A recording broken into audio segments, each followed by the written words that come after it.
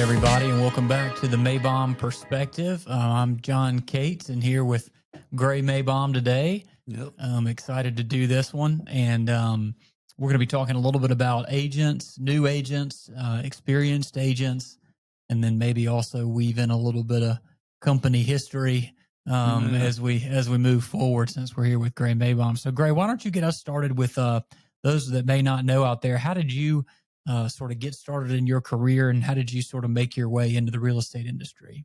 Okay. Thank you, John.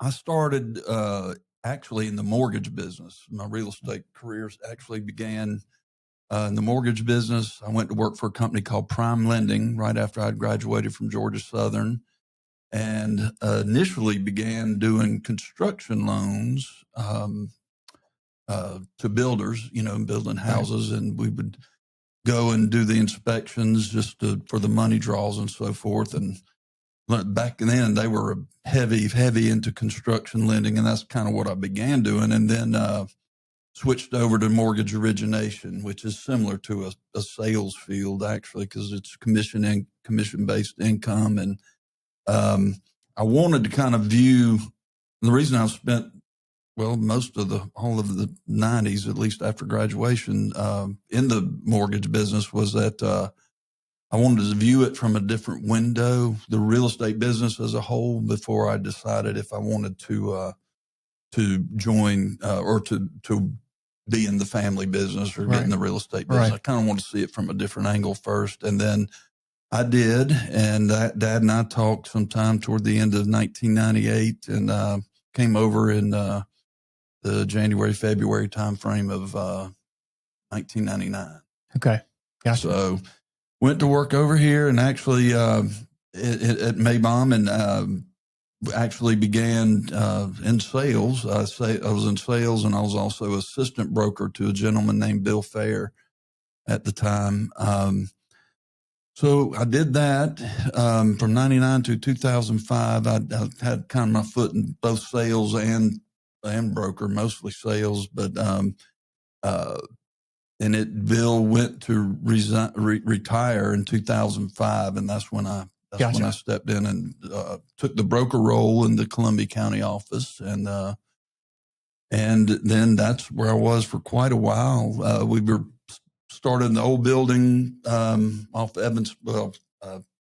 Evanstown Center, but what was North Bel Air Road, which eventually became Evanstown Center Boulevard. And we had the office there that was built sometime in the mid-late 80s. And then we endeavored this big project, the plaza here in Evans, right behind Lady A. And the building was completed in September. We moved actually in September of 2018 into this space, and then an opportunity presented itself to work more closely alongside my dad in 2019. Yeah, late 2019 to move over to the Wheeler Road office, and that I'm still manage residential primarily over there, and get to work more so with Dad and also the development side of things. So it's been interesting. It's been great. Yeah, well, that's great. And that's great perspective kind of for, I think, our 2 or 3 topics today. And the first of which we'll kind of maybe start with new agents, who are maybe looking to get into the business, folks looking to get their license, or agents who are maybe in their first year or 2 in the business. What are you, in your opinion, some of the things that a new agent needs to be successful? Well, they need to go through our Success Center program would be the first thing I'd tell them. Brand new agents, it just gets them on the right track. When you join the Success Center and you go through that program, Janet Waters runs it for us. And this is, I think, her 23rd class that she's doing, 23rd, 24th. Yeah. Isn't that about right? Mm-hmm. And it really sets the agent up for a successful path if they'll do the things that they're instructed to do. The program, the Success Center, is the Success Center training program is about 6 weeks all total. And I guess you're probably going to do, Janet would probably do one of these too. So She is. She's I'll lined just up. hit the highlights. Yep. So yeah, 6-week program. It's the syllabus is laid out, so you know what the topics of each day is, and it's Monday through Thursday, typically 9:30 to 12. And sometimes like I teach one of her classes. I think you do one, and I think Chambers does one, and Julie. So anyway, very structured class. In fact, you have to sign on when you come on board with us that you're going to make at least 80% of those classes. And then it culminates with the week of Ninja Selling Program, which is a platform that we train the agents with. And I'll let Janet get that in one of the future episodes. Yep. So, yep. But it sets them on the right path and teaches them the right activities to do. And so that's what I'd recommend for new agents when they come on board with us, that we actually require them to do that when they're new, unless they just join in a team in some kind of capacity, but they have a lead agent, so to speak, an experienced agent alongside them. Yeah, that's good. That's good. Well, you've gotten the chance to kind of see a lot of different agents over the years. And if you could kind of pick out a few traits of the successful ones, what would some of those characteristics be? I would say number one would be a work ethic, a strong work ethic. Our top agents work tirelessly. They work very hard and they follow up. They do things, and when they say they're going to do them, they'll do them. When they make commitments, they follow through with them. And that helps establish a really good reputation when you do things like that, because so many professions and so many people can't do those simple things sometimes. So I think having a tremendous work ethic, being a real strong advocate for your clients and negotiating on their behalf, and to do the things you say you're going to do and follow through with them. And, most of them have really strong assistants as well that help them with some of the, more the finer details of the paperwork. And because real estate now requires a whole library of forms that they're to access. Not every contract requires, 6-7 exhibits and or addendums, but a lot of them do. So the real estate business has grown in its complexity over the years, and so the top performing agents usually have an assistant to help them with some of the details, while they are the forward facing, working with the public. And another trait that they possess is community involvement. They most of them do various, they're on various boards that do charitable work throughout town. And some of them make large donations. Some of them raise money for those causes, and some of them just put their time, and some do all three. So, but community involvement and a really solid work ethic, and that just kind of helps, solidify your name and reputation. And we're fortunate that we have I think certainly most all of our agents do enjoy good reputation, as the company does. Yeah. That's great. Very proud of that. Yeah. What do you attribute some of those, the good reputation of the company? I know you kind of got a firsthand experience, watching your dad and working with your dad for so many years. What do you attribute, Meybohm's great reputation in the community to? Well, what it's grown into now is every single one of us, everyone that's in leadership like yourself and others that are throughout the company. It's really a matter of all of us. But what it began with was Dad's philosophy of surrounding himself with good people. And he had a great work ethic. And because I do remember as a child going to some open houses so he'd always ride and check on the agents and see if they need anything at their open house, see if they had some traffic and that type of thing. So, yeah, I can vaguely remember or acutely remember going to a lot of open houses. And my dad also has a tremendous, work ethic himself. He's always been a competitor. He was a basketball and baseball player at Harlem and at Georgia Southern. And that kind of determination led him he brought that same level of determination when he went to work in the real estate business. Gotcha. Yeah. And and he instilled that in his children too. So I think he wanted everything to be the best it could be. And I remember Mayo subdivision being his first development. Right. And we worked very hard with Georgia Power to get that suited right so the trees were preserved as many trees in that road as possible. And but he'd also borrowed more money than he thought he'd ever make. And it was I guess late 70s, early 80s. And I just knew interest rates weren't good. I didn't know what an interest rate was, but I knew he complained about it a good bit. But, and he had me and my sister's boyfriend steadily over there at Mayo subdivision, cleaning those streets, sweeping them, then hosing them down. He just really wanted the streets to look inviting when people came to the open houses and so forth. So he was a pioneer there, I guess. I thought every kid grew up doing sweeping streets, but my sister's boyfriend didn't seem to mind either. I don't know. He didn't stick around forever, but he stuck around for a while. But anyway, it was he's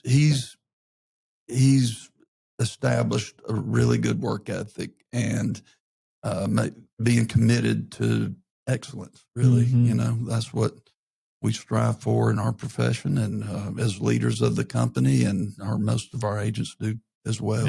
Yeah, that's great. Well, going back maybe a little bit to the new agent conversation, if there are folks out there listening that are considering a career in real estate, what are some of the attractive aspects of being a real estate agent that you think would attract somebody to want to get in the business? Well, it's unlimited potential. Potential income is absolutely unlimited. It's a commission-based income. You're an independent contractor, so there's actually not real office hours set for the actual agent. We have staff support that maintain all office hours, and we're big on our support here at Meybohm and what we offer our agents. So there's a little bit of flexibility, a little bit of freedom that comes along with it, and it's some of the ones that use that time, the free time, that flexible time, because you're only required to do certain activities and certain meetings and meet certain education requirements. The rest of that time is free, and it is for the agent to make the best of it, the most of it. Right. And so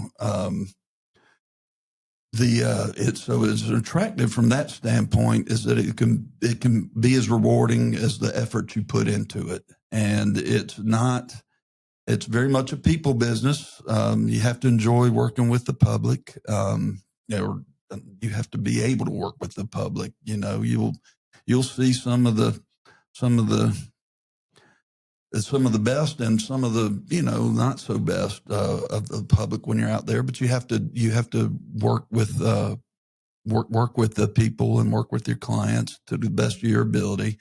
And but the number one thing is that we try to provide a culture of professionalism in our company, and the support that we give to someone that's thinking about a career change. The things I mentioned before about the unlimited potential is also you are not out there by yourself here at this company. Gotcha. Yep. You have real brokers to answer and try to help you solve real issues. We have support staff that can do a lot of the marketing materials for you. We do ad campaigns through social media that just are on automatic pilot, and they are not going to get that in other brokerages. But so we think the industry it's a great industry. It's done well for our family, and we think it could be good for a good place. We get a lot of second career people. Got it. Okay. There's what are some examples of that? Teachers, nurses, servers, actually, people that have come out of the military. Servers do well. They've been on their feet a lot, and what I'm speaking with, I mean, they've dealt with and seen the best and worst of the public, so to speak. They're on their feet a lot. They have to be moving around a lot. So they typically have a good work ethic, and the hours are better. In real estate. Nurses, I suppose, their nurturing instinct bodes well in real estate. Teachers have to put up with a lot of stuff, so I guess that helps them well. The military, same thing. Those are just some examples of people that have formerly been hairstylists too. They're on their feet a lot and have they deal with a lot of different clientele, different customers, and so forth. So they know them well. There's examples in a lot of different industries, but those are the ones that come to mind now. Sure. No, that's great. Well, one more thing, and we'll kind of end with this, but I think, if I were to ask really anybody at the company, what is sort of Gray Meybohm known for, I think that most people, if not everybody, would say relationships. And you are a great, a wonderful relationship builder, and maybe talk a little bit about how important that is to you and why that's been such a great fit for the real estate business. Well, I appreciate the compliment. It's something I've always, treasured, is relationships with friends and with the coworkers and people out there in the public. You just want to leave a good impression, have them have a good impression on you, and that's done by treating them with honesty, respect, all those type things, and genuinely, I guess as much as anything, the people that I have relationships with in this business know that I'm going to be honest, trustworthy, and I'm genuine, sincere, genuine, those type of things that help. But really, it's a relationship's a two-part business. So obviously, we have good people in place that make that particular component a lot easier when you have two willing sides in the relationship. And so anyway, that's been an important process, or part of the success of the company overall as well. We've had agents that have been here with us a long time, 25 years, 35 years, 40 years plus. And, there are other places they could go, and they've chosen to stay here for, any number of the reasons that we just discussed. But probably as much as anything, the level of trust that they have with us, and the level of support that we give them. That's great. Well, Gray, we appreciate it, and this has been a great time well spent, and we'll have to do it again soon, and we will see you guys next time on the Meybohm Perspective. Thank you.